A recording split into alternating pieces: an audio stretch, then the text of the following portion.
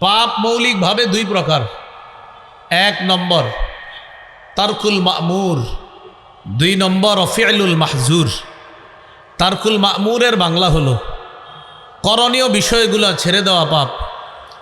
দুই নম্বর ফি'লুল মাহজুর, বর্জনীয় বিষয়গুলো করা পাপ। আমি আবার বলছি, আল্লাহ রসুল যা করতে বলেছেন তা না করা পাপ। আল্লাহ রসুল যা ছাড়তে বলেছেন তা করা পাপ। আল্লাহ রসুল যা করতে বলেছেন তা না করা পাপ। আল্লাহ রসুল যা বর্জন করতে বলেছেন তা করা পাপ। তাহলে করণীয় বিষয় ছেড়ে দেওয়া পাপ, বর্জনীয় বিষয় করা পাপ। আল্লাহ আমাদেরকে এই দুই প্রকার পাপ থেকে হেফাজত করেন। বর্জনীয় পাপ মৌলিকভাবে আবার চার প্রকার। এক নাম্বার আজ-জুনুবুল মালাকিয়া, আল্লাহর সাথে সম্পর্কিত সিফাত বান্দা দাবি করা পাপ। যেমন রব হলেন আল্লাহ, লালন পালন করার যোগ্যতা আল্লাহর। ফেরাউন বলেছে আনা রব্বুকুমুল আলা, আমি তোমাদের সবচেয়ে সম্মানিত রব, বলি নাউজুবিল্লাহ। রুবুবিয়ত, মহত্ব, অহংকার, এগুলো আল্লাহর চাদর। হাদিসে কুদসির মধ্যে আল্লাহ বলেন আল কিবরিয়া উরিদাই, মহত্ব বরত্ব আমার চাদর, আমার চাদর নিয়ে টানাটানি করবা না। মানুষের মধ্যে যারা অহংকার করে এরা আল্লাহর চাদর নিয়ে টানাটানি করে, তাহলে আল্লাহর এই চাদর নিয়ে টানাটানি করা পাপ, এটা নিষিদ্ধ। এই হলো এক নাম্বার, আল্লাহর সাথে সম্পর্কিত সিফাত বান্দা দাবি করা পাপ। দুই নম্বর আয-যুনুবুশ শাইতানিয়া, শয়তানের সাথে সম্পর্কিত বৈশিষ্ট্য, এটা মাখলুকের মধ্যে আনা পাপ। যেমন সর্বপ্রথম হিংসা করেছে শয়তান, হিংসা নামক অপরাধ মানুষের মধ্যে আনা পাপ। রাসূলুল্লাহ সাল্লাল্লাহু আলাইহি সাল্লাম বলেন ইয়াকুম আল হাসাদ, তোমরা হিংসা থেকে বাঁচো। ফাইন্নাল হাসাদা ইয়াকুলুল হাসানাত কামা তাকুলুন নারুল হাতব, যেমনিভাবে আগুন কাঠকে জ্বালিয়ে পুড়িয়ে শেষ করে দেয়, ভস্ম করে দেয়, তেমনিভাবে হিংসা মানুষের নেক আমলকে নষ্ট করে দেয়, ভস্ম করে দেয়, শেষ করে দেয়। এক নাম্বার আল্লাহর সাথে সম্পর্কিত সিফাত বান্দা দাবি করা পাপ, নিষেধ। ইবলিসের বৈশিষ্ট্য বান্দা দাবি করা, এটা পাপ, এটা নিষেধ। তিন নাম্বার আয-যুনুবুস সাবঈয়া, জুলুম করা, নির্যাতন করা, দুর্বলের উপর আক্রমণ করা পাপ। দখলদারি করা, চাঁদাবাজি করা পাপ, এটা হলো তিন নাম্বার। আপনি ইচ্ছাকৃতভাবে কাউকে একটা জাল নোট দিয়ে দেওয়া, এটা জুলুম, এটা অন্যায়। বিক্রেতা আপনাকে 1 কেজি আপেলের জায়গায় ধোকা দিয়ে একটা আপেল আপনাকে কম দিয়ে দেওয়া, এটা জুলুম, এটা অন্যায়, এগুলা নিষেধ। এই চাঁদাবাজি, দখলদারি, জুলুম, এগুলা নিষেধ, এটা 3 নম্বর।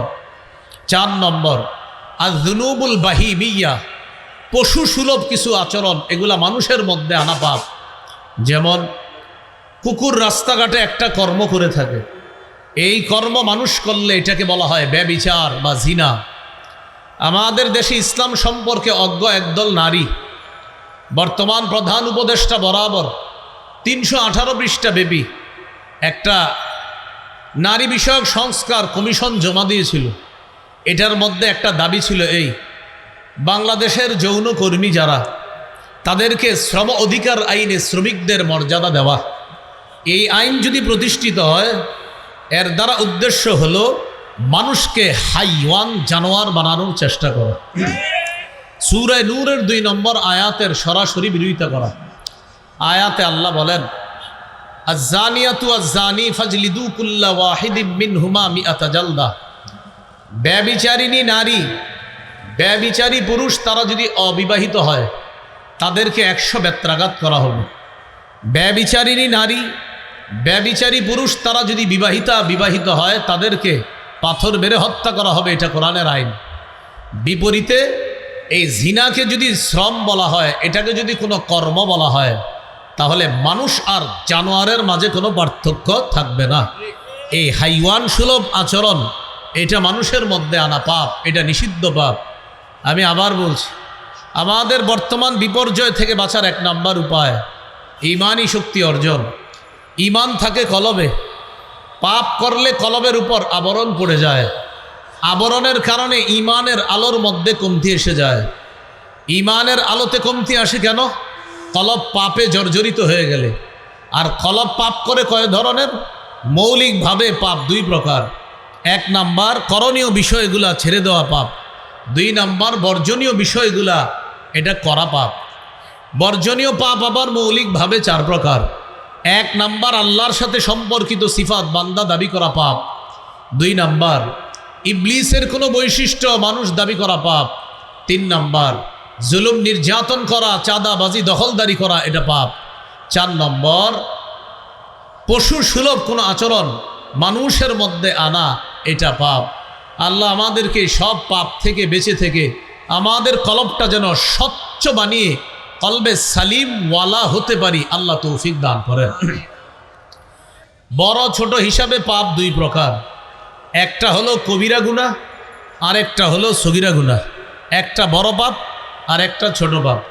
সূরা নিসা 31 নম্বর আয়াতে আল্লাহ বলেন, ইন তাজতানিবু কাবাইরা মা তুনহাউনা আন নুকাফির আনকুম সাইয়্যাতিকুম ওয়া নুদখিলকুম মুদখালান কারীমা। যদি তোমরা কবিরা গুনাহ থেকে বাঁচো, আমি আল্লাহ খুশি হয়ে তোমাদের সগীরা গুনাহ মাফ করে দেব। তাহলে কবিরা গুনাহ, সগীরা গুনাহ এইগুলা থেকেও বাঁচতে হবে। এই পাপগুলা থেকে আমরা বেঁচে আমরা যেন কলবে সালিম অর্জন করতে পারি, আল্লাহ তৌফিক দান করেন। কলব মৌলিকভাবে তিন প্রকার। এক নম্বর আল কলবুস সালিম, সুস্থ অন্তর, পিওর হার্ট। দুই নম্বর আল কলবুল মারিদ, অসুস্থ অন্তর, এটাকে ইংরেজিতে বলা হয় ইল হার্ট, অসুস্থ অন্তর। তিন নম্বর আল কলবুল মাইত, মৃত অন্তর, ইংরেজিতে বলা হয় ডেথ হার্ট। একটা হলো সুস্থ অন্তর, আরেকটা অসুস্থ অন্তর, আরেকটা মৃত অন্তর। এর মধ্যে মৃত অন্তর হলো কাফেরের অন্তর, অসুস্থ অন্তর মুনাফিকের অন্তর, সুস্থ অন্তর মুমিনের অন্তর। সুস্থ অন্তরের ব্যাপারে আল্লাহর ওয়াদা, ইয়াউমা লা ইয়ানফাউ মালু ওয়ালা বানুন, সেদিন সম্পদ সন্তান কোনো কাজে আসবে না, ইল্লা মান আতাল্লাহ বিকলবিন সালিম, তবে কেউ যদি সুস্থ কলব নিয়ে আল্লাহর কাছে যেতে পারে, আল্লাহ তাআলা এই সুস্থ কলবওয়ালাকে জান্নাত দান করবেন। মূল আলোচনায় চলে আসি। আপনাদের সামনে মৌলিক 17টা উপায় বলবো বর্তমান পরিস্থিতি থেকে উত্তরণের। এক নম্বর উপায় বললাম আমরা ঈমানি শক্তি অর্জন করা। এখানে গুরুত্বপূর্ণ কিছু বিষয় জানলাম। ঈমান থাকে কলবে, আর ঈমানের নূর কমে কেন? নাফরমানির কারণে। নাফরমানি করলে কলবে আবরণ পড়ে, আর কলবের উপর গুনাহের আবরণ পড়লে ঈমানের নূরের মধ্যে কমতি এসে যায়। আল্লাহ আমাদেরকে কথাগুলা বুঝে শুনে নাফরমানি ছেড়ে দিয়ে আমরা যেন খাঁটি বান্দা হতে পারি, আল্লাহ তৌফিক দান করে। বর্তমান পরিস্থিতি থেকে উত্তরণের 2 নম্বর উপায় ইসলামে পরিপূর্ণ রূপে প্রবেশ করা। সূরা বাকারার 208 নম্বর আয়াতে আল্লাহ বলেন, ইয়া আইয়ুহাল্লাযীনা আমানু দুখুলু ফিস সিলমি কাফা,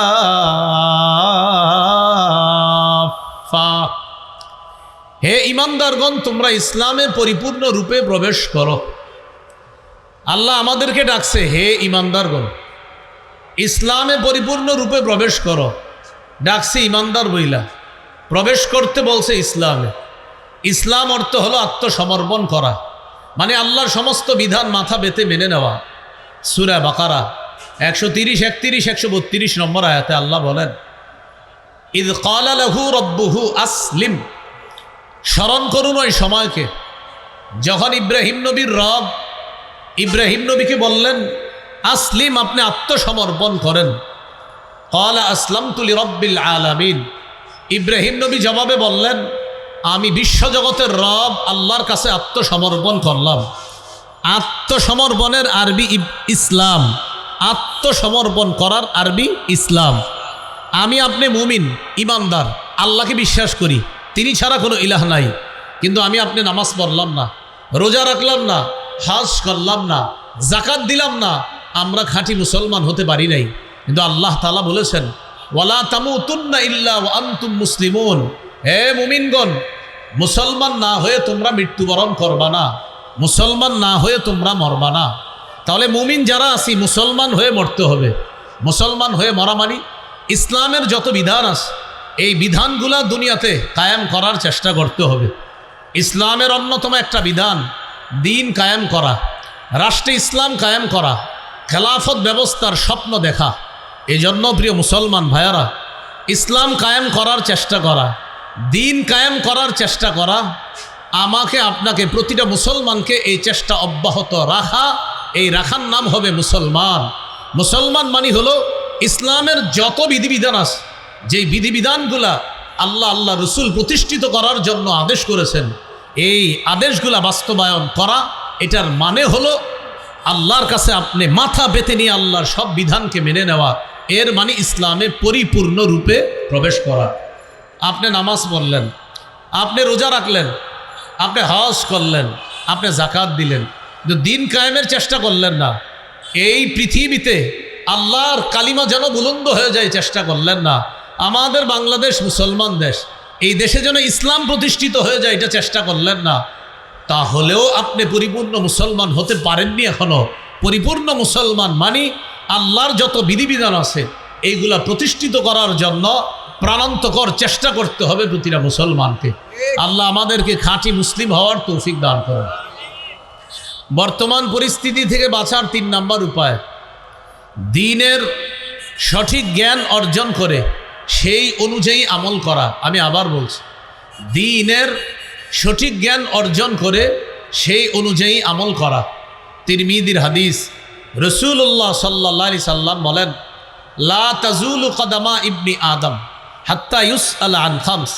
5 প্রশ্ন করার আগে কিয়ামতের ময়দানে আদম সন্তানের 2 পা নড়বে না। 1 নাম্বার জীবন সম্পর্কে প্রশ্ন করা হবে, 2 নাম্বার যৌবন, 3 নাম্বার সম্পদ। কোন জায়গা থেকে আপনি সম্পদ উপার্জন করেছেন, যেই জায়গা থেকে উপার্জন করেছেন, যেই প্রতিষ্ঠান থেকে, যেই স্থান থেকে, যেই খাত থেকে আপনি টাকা উপার্জন করেছেন এটা হালাল কিনা। 4 নাম্বার আপনি যেই টাকা ব্যয় করেছেন এটা হালাল খাতে ব্যয় করেছেন কিনা, এটা 4 নাম্বার প্রশ্ন। 5 বিমাজা আমিলা ফিমা আলিমা, যা জেনেছেন জানা অনুযায়ী আমল করেছেন কিনা, এটা 5 নাম্বার প্রশ্ন। আল্লাহ আমাদেরকে এই যে প্রশ্নগুলো আছে এই প্রশ্নগুলোর উত্তর যেন কিয়ামতের মাঠে আল্লাহ সহজ করে দেয়। এর মধ্যে 5 নাম্বারটা আমি যা জানলাম জানা অনুযায়ী আমল করেছি কিনা। আমাদের বর্তমান পরিস্থিতি থেকে উত্তরণের 3 নাম্বার উপায়, দ্বীনের সঠিক জ্ঞান অর্জন করে সেই অনুযায়ী আমল করা। যেমন এক ব্যক্তি 365 দিন আল্লাহকে সেজদা দেয়, আল্লাহকে সেজদা দেওয়া এটা দ্বীনের সঠিক জ্ঞান। কিন্তু বছরে একদিন আবেগে চুপে চুপে আরেক জায়গায় সেজদা দেয়, এটা দ্বীন সম্পর্কে অজ্ঞতা। আল্লাহকে সেজদা দেওয়া এটা দ্বীনের সঠিক জ্ঞান। আল্লাহ ছাড়া অন্য কোথাও সেজদা দেওয়া এটা আবেগপ্রসূত দ্বীন সম্পর্কে অজ্ঞতা। এখন একজনে মাজারে সেজদা দেয় আর বলে আমি তো মুসলমান, বাংলাদেশে কেন ইসলাম কায়েম হচ্ছে না? উত্তর, আপনার কারণে ইসলাম কায়েম হচ্ছে না, কারণ আপনি ইসলামের লেবেল লাগিয়ে আপনি ইসলামের নাম বিকৃত করে আল্লাহ ছাড়া কোনো মাখলুককে সেজদা করতেছেন। এই হলো অবস্থা। আপনার দ্বীন সম্পর্কে সঠিক জ্ঞান অর্জন করে এটা অনুযায়ী আমল করা, এটা 3 নাম্বার। 4 নাম্বার দ্বীনের সঠিক জ্ঞান অর্জন করে এটা অন্যের কাছে প্রচার করা। 3-4টা একটু বুঝেন। 3 নিজে আমল করা, 4 দ্বীনের সঠিক জ্ঞান অন্যের কাছে প্রচার করা। রাসূলুল্লাহ সাল্লাল্লাহু আলাইহি সাল্লামকে আল্লাহ তাবলীগ বা প্রচারের আদেশ করেছেন। সূরা মাঈদা আল্লাহ বলেন, ইয়া আইয়ুহার রাসূলু বাল্লিগ মা উনজিলা ইলাইকা মির রাব্বিক। হে রাসূল, আপনার কাছে আপনার রবের পক্ষ থেকে যা অবতীর্ণ করা হয়েছে তা আপনি তাবলীগ করেন, আপনি প্রচার করেন, আপনি তাবলীগ করেন, আপনি প্রচার করেন। সহিহ বুখারীর 105 নম্বর হাদিস, রাসূলুল্লাহ সাল্লাল্লাহু আলাইহি ওয়াসাল্লাম সাহাবীদেরকে জিজ্ঞাসা করলেন, আলা হাল বাল্লাগতু, এই শোনো, আমি কি আমার উপর অর্পিত দায়িত্ব তোমাদের কাছে পৌঁছিয়েছি? সাহাবীরা বললেন, অবশ্যই। নবীজি আকাশের দিকে আঙ্গুল উঁচিয়ে বললেন, আল্লাহুম্মা শাহাদ, আল্লাহ আপনি সাক্ষী থাকেন। আবার জিজ্ঞাসা করলেন, আমি কি আমার দায়িত্ব তোমাদের কাছে পৌঁছিয়েছি? সাহাবীরা বললেন, অবশ্যই। নবীজি বললেন, আল্লাহ আপনি সাক্ষী থাকেন। আবার জিজ্ঞাসা করলেন, আমি কি আমার দায়িত্ব পৌঁছিয়েছি? সাহাবীরা বললেন, অবশ্যই পৌঁছিয়েছেন। নবীজি বললেন, আল্লাহ আপনি সাক্ষী থাকেন। এরপরে নবী বললেন, আলা ফাল্যুবাল্লিগিশ শাহিদুল গায়বা, শোনো, এখানে তোমরা যারা উপস্থিত আছো, আমি তোমাদের কাছে যা পৌঁছে দিলাম, পৃথিবীর প্রান্তে প্রান্তে আমার যত অনুপস্থিত উম্মত আছে, তোমাদেরকে দায়িত্ব দিয়ে গেলাম, আমার এই প্রচার করা দিন তোমরা এই পৃথিবীর অনুপস্থিত উম্মতের কাছে প্রচার করে দিবা। আমি নবী তোমাদেরকে এই দায়িত্ব দিয়ে গেলাম। তাহলে 3 নাম্বার, দিন শিখে নিজে আমল করা। 4 নাম্বার, দিনের সঠিক জ্ঞান নিজে শিখে সেটা অন্যের কাছে প্রচার করা। আল্লাহ আমাদেরকে তৌফিক দান করেন। এখন দেখেন, দিনের প্রচার করা, এটা এখানে যারা আছি মুসলমান, হয়তো আমরা সবাই বলবো হুজুর দিনের সঠিক প্রচার হলে আমরাও নিতে রাজি আছি। দেখেন, হাত তুলেও হয়তো সবাই ওয়াদা করবে সবাই রাজি। যেই মাত্র বলা হবে পবিত্র কোরআনের সূরা বাকারা 100, সূরা বাকারা 275, 276, 277, 278, 279 এই আয়াতগুলাতে আল্লাহ সুদকে হারাম করেছেন। সূরা আলী ইমরান 131 নম্বর আয়াতে আল্লাহ বলেছেন, ইয়া আইয়ুহাল্লাযীনা আমানু লা তাকুলুর রিবা, হে ঈমানদারগণ তোমরা সুদ খেও না। সহিহ বুখারী 2766তে আল্লাহ রাসূল বলেছেন, ইজতানিবুস সাবআল মুবিকাত, 7টি ধ্বংসাত্মক অপরাধ থেকে বাঁচো। এর মধ্যে একটা হলো আকলুর রিবা, সুদ খাওয়া থেকে বাঁচো। ওয়াদা করলেন যে হুজুর দিনের সঠিক জ্ঞান নিব, যেই মাত্র বললাম আল্লাহ বলেছে সুদ ছাড়ার জন্য, নবী বলেছে সুদ ছাড়ার জন্য, তখন হাতগুলো আস্তে নেমে গেল। কারণ ম্যাক্সিমাম মানুষের মাথায় এসে যায় সে কোনো না কোনো সুদের কারবারে জড়িয়ে আছে। এই মুসলমান আবার চায় যে ইসলাম কায়েম হয়ে যাক। আর ইসলাম তো আপনার জন্যই কায়েম হচ্ছে না, কারণ কেউ না কেউ কোনো না কোনো অপরাধে জড়িত। সব দোষ খালি হুজুরদেরকে দেয় মানুষ। হুজুর আপনারা এত থাকতে ইসলাম কায়েম হচ্ছে না কেন? যদি প্রশ্ন করা হয় আপনি সুদ খাননি, বেশি না একটু কিস্তি দেই, তো ইসলাম তো আপনার জন্য কায়েম হচ্ছে না। হ্যাঁ, আপনি তো ইসলাম পরিপূর্ণ পালন করতেছেন না। আল্লাহ তো বলছে বিজয়ের শর্ত যদি খাঁটি মুমিন হও। সুদ খান আবার খাঁটি মুমিন দাবি করেন কিভাবে? আল্লাহ আমাদেরকে বুঝার তৌফিক দান করেন। মানুষ দাবি করে আমার নাম আব্দুর রহিম, মানুষ দাবি করে তার নাম মুসলমান, কিন্তু সে মাজারে সেজদা দেয়। আমাকে বলেন সে কিভাবে মুসলমান হয়? আল্লাহর ওয়াদা, আল্লাহর ওয়াদা আল্লাহ কখনো পরিবর্তন করেন না। এটার সাথে আল্লাহর ওয়াদা। সূরা ফাতিরের 43 নম্বর আয়াতে আল্লাহ বলেন, ফালান তাজিদা লিসুন্নাতিল্লাহি তাবদীলা, আল্লাহর নিয়মে কোনো পরিবর্তন পাবে না। ওয়ালান তাজিদা লিসুন্নাতিল্লাহি তাহবিলা, আল্লাহর নিয়মে তুমি কোনো ভিন্নতা খুঁজে পাবে না। তাহলে 4টা হলো। 1 নাম্বার ঈমানি শক্তি অর্জন করা, 2 নাম্বার ইসলামে পরিপূর্ণ রূপে প্রবেশ করা, 3 নাম্বার দ্বীনের সঠিক জ্ঞান অর্জন করে সে অনুযায়ী আমল করা, 4 নাম্বার দ্বীনের সঠিক জ্ঞান এটা অন্যের কাছে তাবলীগ করা, প্রচার করা, 5 নাম্বার আল্লাহর দ্বীনের সহযোগী হওয়া, আল্লাহর দ্বীনকে সাহায্য করা। সূরা মুহাম্মদের 7 নম্বর আয়াতে আল্লাহ বলেন, ইয়া আইয়ুহাল্লাযীনা আমানু ইন তানসুরুল্লাহ ইয়ানসুরকুম ওয়া ইউসাব্বিত আকদামাকুম, হে ঈমানদারগণ যদি তোমরা আল্লাহকে সাহায্য করো আল্লাহ তোমাদেরকে সাহায্য করবে। যদি তোমরা আল্লাহকে সাহায্য করো আল্লাহ তোমাদেরকে সাহায্য করবে। আল্লাহকে সাহায্য করা মানে আল্লাহর দ্বীনকে সাহায্য করা। আল্লাহর দ্বীন মানে দ্বীনের যত খাত আছে এগুলাতে সাহায্য করা। মসজিদ, মাদ্রাসা, এতিম, অসহায়, মিসকিন, নিকটাত্মীয়, কারাবাত, রক্তের সম্পর্ক, দূরবর্তী সম্পর্ক, পাশের মানুষ, প্রতিবেশী ইত্যাদি, তাদের এই খাতগুলাকে দান করা, এটা আল্লাহর দ্বীনের সহযোগিতা করা। দ্বীনের শ্রেষ্ঠ একটা সহযোগিতার খাত হলো জিহাদের ময়দানে যে মুজাহিদরা জিহাদ করে তাদেরকে সহযোগিতা করা। মুজাহিদদের জন্য সহযোগিতা পাঠানো, এটা আল্লাহর দ্বীনকে সাহায্য করার শ্রেষ্ঠ একটা খাত। আমি আবার বলছি, মুজাহিদ যারা আল্লাহর রাস্তায় জিহাদ করে, যারা পৃথিবীতে ইসলাম বুলন্দ করার চেষ্টায় রত আছে, তাদেরকে সাহায্য করা আল্লাহর দ্বীনের শ্রেষ্ঠ একটা খাতে সাহায্য করা। সেটা কোথায়? জিহাদের ময়দানে যারা আছে, এ হলো আল্লাহর দ্বীনকে সাহায্য করা। 5 নাম্বার গেল। 6 নাম্বার আল্লাহর কাছে বেশি বেশি দোয়া করা। আল্লাহ বিপদে আছে, আপনি আমাদেরকে উদ্ধার করেন, এই দোয়া করা। খুব বেশি পরিমাণ আল্লাহর কাছে দোয়া করা। আমরা এখন বিপদগ্রস্ত, সারা পৃথিবীর মুসলমান নিজেদের অপরাধে আমরা বিপদে আছি। এই বিপদ থেকে উত্তরণের জন্য আল্লাহর কাছে দোয়া করা। সূরা নামল 62 নম্বর আয়াত, 20 পারা, 1 নম্বর পৃষ্ঠা আল্লাহ বলেন, আম্মাই ইউজিবুল মুত্তাররা ইযা দাআ, পীড়িত ব্যক্তি, বিপদগ্রস্ত ব্যক্তি যখন আহ্বান করে, ডাকে, বলো কোন সেই সত্তা তার ডাকে সাড়া দেয়, বলেন তিনি কে? আল্লাহ।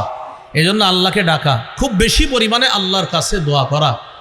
আমি ওনারে যদি ডাক দিই, আচ্ছা আমারই বলি, উনি যদি আমারে ডাক দেয় 6-7 বার ডাক দিলে আমি রাগ হয়ে যাব। আমি বলবো এত বেডের করেন কেন, কিসে বলেন? মাখলুককে বারবার ডাকলে মাখলুক রাগ করে। ভিক্ষুক বারবার ভিক্ষা চাইলে যিনি ভিক্ষা দেয় তিনি রাগ হয়ে যায় এক পর্যায়ে। আল্লাহ খালেক যিনি, তাকে না ডাকলে আল্লাহ রাগ করে। রাসূলুল্লাহ সাল্লাল্লাহু আলাইহি সাল্লাম বলেন, মাল্লাম ইয়াসআলিল্লাহ ইয়াগদাব আলাই, যে আল্লাহর কাছে চায় না আল্লাহ তার উপর রাগ করে। মাখলুকের কাছে বারবার চাইলে মাখলুক রাগ করে। খালেক আমাদের কত আপন, তিনি না চাইলে রাগ করে। এই জন্য 6 নাম্বার আল্লাহর কাছে দোয়া করা, খুব বেশি পরিমাণে দোয়া করা, পার্সোনাল ইবাদত করে দোয়া করা, বেশি বেশি নফল নামাজ পড়ে দোয়া করা, তাহাজ্জুদ পড়ে দোয়া করা। আল্লাহ তৌফিক দান করেন। এটা 6 নাম্বার। 7 নাম্বারটা আমি বলি, একটু মন দিয়ে শোনেন। আল্লাহর উপর ভরসা করে ধৈর্যের সাথে আল্লাহর সাহায্যের অপেক্ষা করা। 6 নাম্বার দোয়া করা। 7, আল্লাহর উপর ভরসা করে ধৈর্যের সাথে সাহায্যের অপেক্ষা করা। আল্লাহর উপর ধৈর্যও লাগবে। অনেকে ধৈর্য হারা হয়। যেমন একটা কথা বলি, হুজুর কতই তো চেষ্টা করতেছেন, কই ইসলাম তো এখনও কায়েম করতে পারতেছেন না। এটা আপনার ধৈর্যের অভাব আছে। আগামী 20 বছরে না হোক, আগামী 100 বছরে না হোক, 100 বছর পরে হোক, কিন্তু ইসলাম কায়েম হতেই হবে। এই চেষ্টা অব্যাহত রাখতে হবে আপনি অব্যাহত রাখতে হবে। আমি তো আগেই বলছি, কায়েম হচ্ছে না আমার আপনার অপরাধে, কিন্তু কায়েমের চেষ্টা যারা করছে তাদেরকে আমরা এই কথা না বলা যে হচ্ছে না, তো উত্তর হলো 100 বছর চেষ্টা করতে হবে, যদি না হয় 200 বছর, যদি না হয় 300 বছর। তা আপনি তো বাঁচবেন না, হাজারো মানুষ তৈরি করে যেতে হবে যারা ইসলাম কায়েমের চেষ্টা করবে। এই কথাটা মাথায় রাখবেন। আল্লাহর উপর ভরসা করে ধৈর্যের সাথে আল্লাহর সাহায্যের অপেক্ষা করা। রাসূলুল্লাহ সাল্লাল্লাহু আলাইহি সাল্লাম বলেন, তোমরা জেনে রাখো আন্নান নাসরা মা'আস সাবরি, আন্নান নাসরা মা'আস সাবরি, ধৈর্যের সাথে সাহায্য আছে। কত সুন্দর দামি কথা নবী বলছে, জেনে রাখো ধৈর্যের সাথে সাহায্য আছে। এটা সব ক্ষেত্রে। আপনি পার্সোনাল কোনো বিপদে আছেন, ধৈর্যের সাথে আল্লাহর উপর ভরসা করে আপনি সাহায্য চাইতে থাকেন, অবশ্যই আল্লাহ আপনাকে সাহায্য করবে। কারণ নবী বলছেন ধৈর্যের সাথে সাহায্য আছে। পবিত্র কোরআনে 2টা জিনিস নিয়ে আল্লাহ সাহায্য চাইতে বলছে, ইস্তাইনু বিস-সাবরি ওয়াস-সালাহ। তোমরা সাহায্য চাও ধৈর্য এবং নামাজের মাধ্যমে। প্রিয় মুসলমান ভাইয়েরা একটু বলেন তো, প্রথমে কোনটা বলছে? ধৈর্য এবং নামাজ। ধৈর্য এবং নামাজ। আল্লাহ বলছে ধৈর্যের মাধ্যমে এবং নামাজের মাধ্যমে সাহায্য চাও। আল্লাহ প্রথমে ধৈর্যের কথা কেন বললেন? কারণ মানুষ সাহায্য চাইলে অধৈর্য হয়ে যায়। এই জন্য গুরুত্ব বোঝানোর জন্য আল্লাহ প্রথমে ধৈর্যের কথা বললেন। আল্লাহ আমাদের সকলকে আল্লাহর উপর পূর্ণ ভরসা করে ধৈর্যের সাথে আল্লাহর সাহায্যের আমরা যেন কামনা করে সাহায্যের অপেক্ষা আমি করতে থাকব, আমার সন্তান করতে থাকবে, তার পরবর্তী প্রজন্ম করতে থাকবে। কিন্তু এদেশে আমাদের স্বপ্ন ইসলাম একদিন কায়েম হতেই হবে। এই চেষ্টা প্রচেষ্টা অব্যাহত রাখতে হবে। আল্লাহ তৌফিক দান করেন। আপনার পরবর্তী প্রজন্মকে ওসিয়ত করে যাবেন যে আমি যদি এদেশে ইসলামী হুকুমত না দেখে যেতে পারি, তুমি চেষ্টা করবা। তুমি তোমার সন্তানকে ওসিয়ত করে যাবা, সে চেষ্টা করবে। হুজুর লাভ কি? আরে লাভ তো আছেই, আল্লাহর পক্ষ থেকে সওয়াব পাবেন, আখেরাতে মুক্তি পেয়ে যাবেন, কারণ আপনি চেষ্টা করছেন। কায়েম হবে না এটা আল্লাহ জানেন, হবে কি হবে না আল্লাহ জানেন, কিন্তু আপনি চেষ্টার কারণে আখেরাতে আপনি মুক্তি পেয়ে গেলেন। মুসলমান প্রত্যেকটা কাজের ফলাফল আল্লাহর কাছে চায়। এই জন্য মুসলমান চেষ্টা করা, ভরসা করা, ধৈর্যের সাথে অপেক্ষা করা। আল্লাহ কথাগুলা গুরুত্ব সহকারে বোঝার তৌফিক দান করেন। 8 নাম্বার, এটা গুরুত্বপূর্ণ কথা, মুমিনরা পরস্পর ভ্রাতৃত্বের সম্পর্ক বাড়ানো। এটা একটু বলেন সবাই, কি বাড়ানো? মুমিনরা পরস্পর ভ্রাতৃত্বের সম্পর্ক বাড়ানো। এটা বর্তমান পরিস্থিতি থেকে উত্তরণের 8 নাম্বার উপায়। সূরা হুজুরাত 10 নম্বর আয়াতে আল্লাহ বলেন, ইন্নামাল মুমিনুনা ইখওয়া, মুমিনরা পরস্পর ভাই ভাই। কিন্তু বাস্তবতা হলো তিনিও টুপি মাথায়, আমিও টুপি মাথায় দিস, তারাও টুপি মাথায় দেওয়া। আমরা আমাদের বিরুদ্ধেই কথা বলতেছি, আমি তার বিরুদ্ধে, তো তিনি আমার বিরুদ্ধে। তো আল্লাহ বলতেছে মুমিন পরস্পর ভাই ভাই। বিদায় হজে রাসূল সাল্লাল্লাহু আলাইহি সাল্লাম বলেন, তা'লামনা আন্না কুল্লা মুসলিমিন আখুল লিল মুসলিম, জেনে রাখো পৃথিবীর সকল মুসলমানের ভাই বলে আমি নবী ঘোষণা করলাম। এখানে আপনারা যারা আছেন আর মাইকের আওয়াজ যারা শুনতেছে, আপনাদের কাছে কর জোরে আবদার, কোনো মুসলমানের বিরুদ্ধে অন্তত আপনি কথা বলবেন না। কোনো মুমিনের বিরুদ্ধে যারা আছেন অন্তত আপনি লেখালেখি করবেন না, আপনি বলবেন না। কারণ প্রত্যেক মুমিন আমার ভাই, আপনার ভাই। লেখালেখির জন্য লোক আছে, কথা বলার জন্য লোক আছে। আমার আপনার দায়িত্ব কর্তব্য ইমানি ভ্রাতৃত্বের সম্পর্ক বাড়ানো। আল্লাহ তৌফিক দান করেন। গেল 8 নম্বর। 9 নম্বর, পারস্পরিক ঝগড়া বিবাদ কমিয়ে আন্তরিকতা বাড়ানো। এটা গুরুত্বপূর্ণ। পারস্পরিক ঝগড়া বিবাদ কমিয়ে আন্তরিকতা বাড়ানো। সূরা আনফালের 46 নম্বর আয়াতে আল্লাহ বলেন, ওয়া আতিউল্লাহ ওয়া রাসূলাহ, তোমরা আল্লাহর আনুগত্য করো, রাসূলের আনুগত্য করো। ওয়ালা তানাজাউ, পরস্পর ঝগড়া করো না। ফাতাফশালু, যদি ঝগড়া করো তোমরা দুর্বল হয়ে পড়বা। ভাই অনুবাদটা আবার বুঝেন। আল্লাহ বলেন, এ আমি, আপনি, আমরা। আল্লাহ বলছে তোমরা যদি ঝগড়া করো দুর্বল হয়ে পড়বা। তোমরা ঝগড়া করলে দুর্বল হয়ে পড়বা। ওয়াতাযহাবারি হুকুম, তোমাদের শক্তি খর্ব হয়ে যাবে। তাহলে আপোষের মধ্যে ঝগড়া না করা। আমরা 4 জনে মিলে এক দল, শক্তি কি কম না বেশি? আমরা 4 জনে এক দল, শক্তি কম না বেশি? সকালে আমগো মাঝে ঝগড়া হয়েছে, ঝগড়া হওয়ার পর বিকালে আমরা 4 জনে 4 দল হয়েছে, শক্তি কি কমলো না বাড়লো? হ্যাঁ বলেন, কমে গেল। তাহলে 4 জনে এক দলে আছে, শক্তি বেশি। ঝগড়া হয়েছে বিকালে আবার আলাদা হয়ে গেছে, শক্তি কমে গেছে। এটাই হচ্ছে বর্তমানে। ফেসবুকে সকালবেলা ছবি একটা দেয়, দেওয়ার পরে বলে চোখের শীতলতা, মুসলমান এক হয়ে যাচ্ছে। বিকালে আবার শুনি না, সম্ভব না। ওই দিন বিকালে আবার কি হয়, না, সম্ভব না। তাহলে এটাই হচ্ছে। তো আল্লাহ বলছেন ওয়ালা তানাজাউ, ঝগড়া করো না। ফাতাফশালু, তাহলে দুর্বল হয়ে পড়বা। আমি আপনাদেরকে একটা কথা বলবো। ইসলাম শব্দে, বলেন কি শব্দে? ইসলাম শব্দে, ইসলাম প্রশ্নে মুসলমানের এখন একতাবদ্ধ হওয়া ছাড়া আর দ্বিতীয় কোনো রাস্তা নাই। ইসলাম শব্দে, ইসলাম প্রশ্নে। কেন? এই কেনর আলোচনা আমার আছে, একটা লম্বা আলোচনা। আমার একটা আলোচনা আছে খেলাফত ব্যবস্থা ধ্বংসের ইতিহাস, দেখবেন প্রায় অনেকগুলা পর্বে আছে। সেখানে বলেছিলাম ইহুদিরা মুসলমানদের জয় জয়কর অবস্থা নষ্ট করেছে। কিভাবে? তারা গবেষণা করে দেখছে মুসলমান অস্ত্রের জোরে জিতে না, মুসলমানের অস্ত্র নাই, তারপরেও তারা কেন জয়লাভ করে। তারা গবেষণা করে একটা জিনিস পাইছে, একতা, মুসলমানদের একতা। এই একতাটা নষ্ট করার জন্য ইহুদিরা ষড়যন্ত্র চালাইছে। 6টা অঞ্চলে ষড়যন্ত্র হয়েছিল। শুরু হয়েছে ইয়ামান। ইয়ামানে এক ব্যক্তির জন্ম হয়েছে, তার নাম আব্দুল্লাহ ইবনে সাবা। সেখান থেকে সে আসছে মদিনায়, মদিনা থেকে গেছে বসরা, বসরা থেকে কুফা, কুফা থেকে দামেস্ক, দামেস্ক থেকে মিশর। এইভাবে সে দল তৈরি করে খলিফা উসমান রাদিয়াল্লাহু তাআলা আনহুর বিরুদ্ধে ষড়যন্ত্র করে 35 হিজরির 17 বা 18 জিলহজ হযরত উসমানকে শহীদ করার মাধ্যমে পৃথিবীতে মুসলমানদের একতা সর্বপ্রথম ইহুদিরা নষ্ট করছে। এই কথাটা মাঝখানে হঠাৎ বলে ফেললাম, গুরুত্বপূর্ণ কথা। 35 হিজরি 17 বা 18 জিলহজ মুসলমানদের একতা সর্বপ্রথম নষ্ট হয় পৃথিবীতে। সেই একতা আজও পর্যন্ত পরিপূর্ণ ফিরে আসেনি। আমরা আল্লাহর কাছে দোয়া করি আল্লাহ যেন আমাদের সেই একতা আবার ফিরিয়ে দেয়, আমাদের মধ্যে ঐক্যবদ্ধ হওয়ার তৌফিক দান করেন। এগুলো 9 নম্বর। 10 নম্বর, সারা পৃথিবীর কোথাও কোনো একজন মুসলমান আক্রান্ত হলে, আমি আক্রান্ত হওয়া, আপনারা আক্রান্ত হওয়া, সবাই আক্রান্ত হওয়া, আফ্রিকা, কাশ্মীর, শীশান, পৃথিবীর প্রান্তে প্রান্তে কোথাও একজন মুসলমান আক্রান্ত হলে আমি আপনি আক্রান্ত হওয়া, এটা 10 নম্বর উপায়।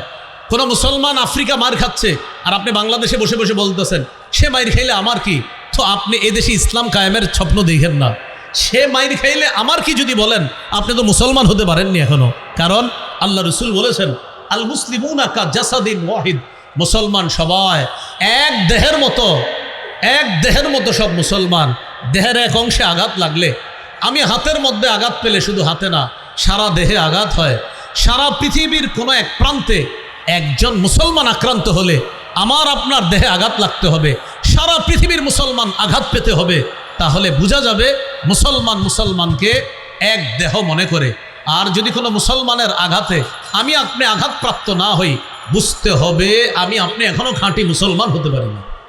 এটা 10 নম্বর। 11, নির্যাতিত মুসলমানদের জন্য অর্থনৈতিক সহযোগিতার ব্যবস্থা করা, এটা 11 নম্বর।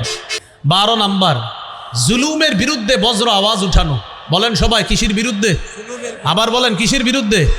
বলেন সবাই এই দায়িত্ব, বলেন বলেন সবাই, জুলুমের বিরুদ্ধে বজ্র আওয়াজ উঠানো, এই দায়িত্ব শুধু হুজুরদের?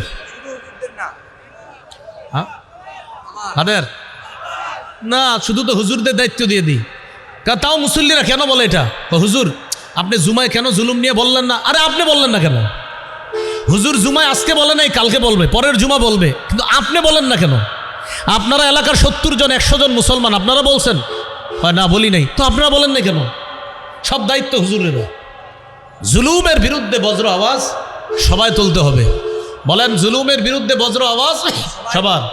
সৈয়দ মোহাম্মদ ফয়জুল করিম হাফিজাহুল্লাহ তিনি যেমন জুলুমের বিরুদ্ধে বজ্র আওয়াজ তোলেন, শেখুল হাদিস মাওলানা মামুনুল হক তিনি যেমন জুলুমের বিরুদ্ধে বজ্র আওয়াজ উঠান, সারা বাংলাদেশের অসংখ্য অগণিত উলামায়ে কেরাম তারা যেমন জুলুমের বিরুদ্ধে বজ্র আওয়াজ উঠায়, প্রতিটা মুসলমানের দায়িত্ব কর্তব্য তাদের পার্শ্ববর্তী জালেমের বিরুদ্ধে জুলুমের আওয়াজ উঠায়। এটা কি এইখানে ঠিক না বাহিরে গেলেও ঠিক?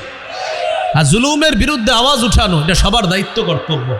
সূরা হুদের 113 নম্বর আয়াতে আল্লাহ বলেন, ওয়ালা তারকানু ইলাল্লাযীনা যালামু ফাতামাসসাকুমুন নার, তোমরা জালেমদের প্রতি ঝুঁকে পড়ো না, তাহলে আগুন তোমাদেরকে স্পর্শ করবে। এই আয়াতের একটা ব্যাখ্যা হলো, জালেমের 2-4টা ভালো কাজ দেখে তাকে প্রশংসার বন্যায় ভাসিয়ে দেওয়া যাবে না। আমি আবার বলছি, জালেমের 2-4টা ভালো কাজ দেখে তার হাজারো জুলুম ভুলে গিয়ে বলা যাবে না উন্নতি আর উন্নতি, এটা বলা যাবে না। জালেমের 2-4টা ভালো কাজ দেখে তাকে প্রশংসার বন্যায় ভাসানো যাবে না, তার জুলুম নিয়ে সবাই কথা বলতে হবে। এটা 12 নম্বর দায়িত্ব বর্তমান পরিস্থিতি থেকে উত্তরণের। 13 নম্বর, মুসলমান বিলাসী জীবন বর্জন করতে হবে। মুমিনরা বিলাসী জীবন বর্জন করতে হবে। মুমিনকে দেখলে মনে হবে তিনি কি জানে একটা বিষয়ে পেরেশান।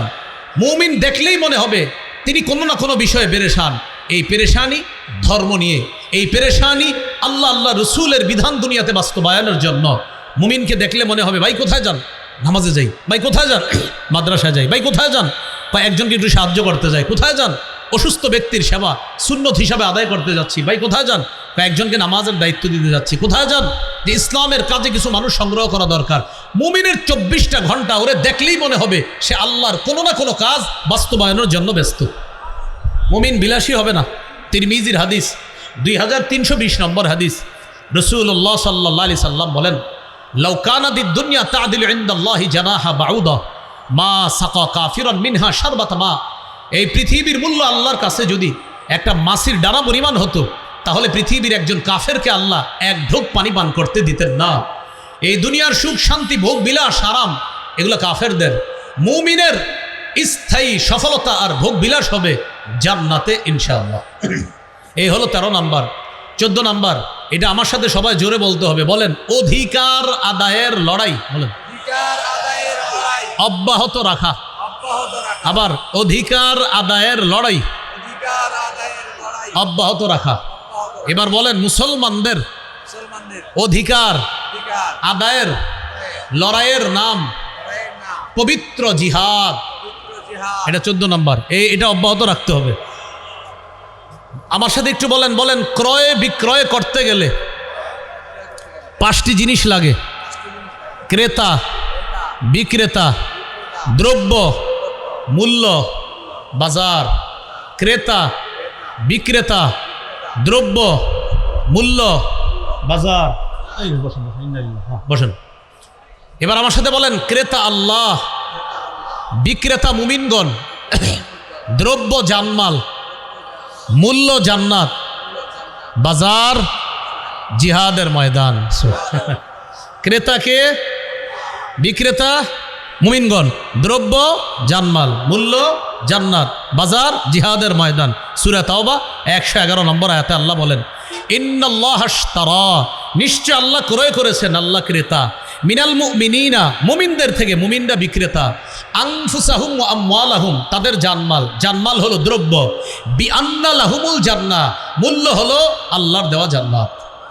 ইউকাতিলুনা ফি সাবিলিল্লাহ, তারা আল্লাহর রাস্তায় লড়াই করবে।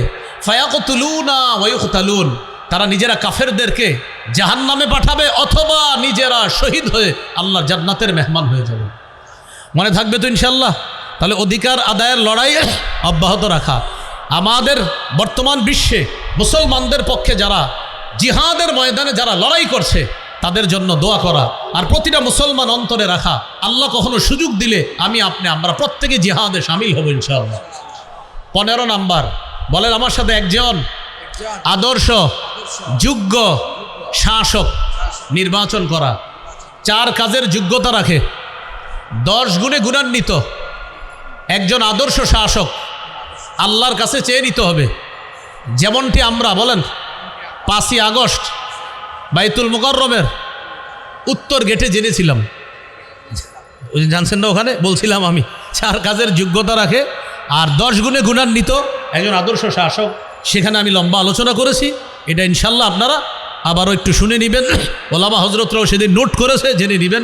4 কাজের যোগ্যতা রাখে, 10 গুণে গুণান্বিত একজন আদর্শ শাসক আল্লাহর কাছে চেয়ে নিতে হবে। 16 নাম্বার, শুরা ব্যবস্থার গুরুত্ব বাড়ানো, পরামর্শ ভিত্তিক সমাজ ব্যবস্থা, রাষ্ট্র ব্যবস্থার উপকারিতা মসজিদ থেকে জাতিকে বোঝাতে হবে। 17 নাম্বার, শত্রুকে শত্রু মনে করা, বন্ধু মনে করা যাবে না। সূরা মাইদা 51 নম্বর আয়াতে আল্লাহ বলেন, ইয়া আইয়ুহাল্লাযীনা আমানু লা তাত্তাখিযুল ইয়াহুদা ওয়ান নাসারা আউলিয়া, হে ঈমানদারগণ, ইহুদি খ্রিস্টানদেরকে অভিভাবক রূপে গ্রহণ করো না। বা'দুহুম আউলিয়া বা'দ, তারা একে অপরের অভিভাবক, বন্ধু। ইহুদি খ্রিস্টানরা আমাদের সাথে কখনো ভালো আচরণ করলেও বুঝতে হবে এটার পিছনেও কোনো ষড়যন্ত্র আছে, এরা আমাদের কখনো বন্ধু হতে পারে না। এই জন্য আমরা মানুষের গোলামি ছেড়ে আল্লাহর গোলামি করতে হবে। মানুষের গোলামির পরিবর্তে রবের গোলামি যেন এই দেশে আমরা করতে পারি, এই চেষ্টা অব্যাহত রাখতে হবে। 17টা উপায় বললাম, আমি একশ্বাসে বলে দিচ্ছি, মন দিয়ে শোনেন। 1 নাম্বার, ইমানি শক্তি অর্জন করা। 2 নাম্বার, ইসলামে পরিপূর্ণ প্রবেশ করা। 3 নাম্বার, দ্বীনের সঠিক জ্ঞান অর্জন করে সে অনুযায়ী আমল করা। 4 নাম্বার, দ্বীনের সঠিক জ্ঞান অন্যের কাছে প্রচার করা। 5 নাম্বার, আল্লাহর দ্বীনের সহযোগী হওয়া। 6 নাম্বার, আল্লাহর কাছে দোয়া করা। 7 নাম্বার, আল্লাহর উপর ভরসা করে ধৈর্যের সাথে সাহায্যের অপেক্ষা করা। 8 নাম্বার, ভ্রাতৃত্বের সম্পর্ক জোরদার করা। 9 নাম্বার, ঝগড়া বিবাদ কমিয়ে পারস্পরিক আন্তরিকতা বাড়ানো। 10 নাম্বার, পৃথিবীর কোথাও একজন মুসলমান আক্রান্ত হলে আমরা সবাই আক্রান্ত হওয়া। 11 নাম্বার, নির্যাতিত মুসলমানের জন্য অর্থনৈতিক সহযোগিতার ব্যবস্থা করা। 12 নাম্বার, জুলুমের বিরুদ্ধে আলেম ওলামা সহ সবাই একসাথে আওয়াজ উঠানো। 13 নাম্বার, বিলাসী জীবন বর্জন করা। 14 নাম্বার, অধিকার আদায়ের লড়াই অব্যাহত রাখা। 15 নাম্বার, 4 কাজের যোগ্যতা রাখে 10 গুণে গুণান্বিত একজন আদর্শ শাসক নির্বাচিত করার চেষ্টা করা। 16 নাম্বার, পরামর্শ ভিত্তিক সমাজ ব্যবস্থার গুরুত্ব মসজিদ থেকে আবার জাতির সামনে আলোচনা করা। 17 নাম্বার, শত্রুকে শত্রু মনে করা, বন্ধু মনে না করা। আল্লাহ আমাদের সকলকে যে কথাগুলো বললাম, এই 17টা বিষয় আমরা উপলব্ধি অনুধাবন করে আমাদের জীবনে বাস্তবায়ন যেন করতে পারি, আল্লাহ তৌফিক দান করেন। আমরা উঠাউটি করবো না, এখানে মুসাফার প্রয়োজন নাই, গাড়ি ঘোড়া যাইতে কষ্ট হবে। এজন্য আমি নামার পরে কেউ ভিড় করবেন না, এইভাবেই থাকেন আপনারা, গাড়ি যেন সঠিকভাবে যেতে পারে। আমরা কেউ রাস্তায় অযথা জ্যামের কারণ হব না, আমরা গাড়ি সহজে যাওয়ার ব্যবস্থা করে দিই। আল্লাহর রাস্তায় এখানে কেউ ভিড় করবো না।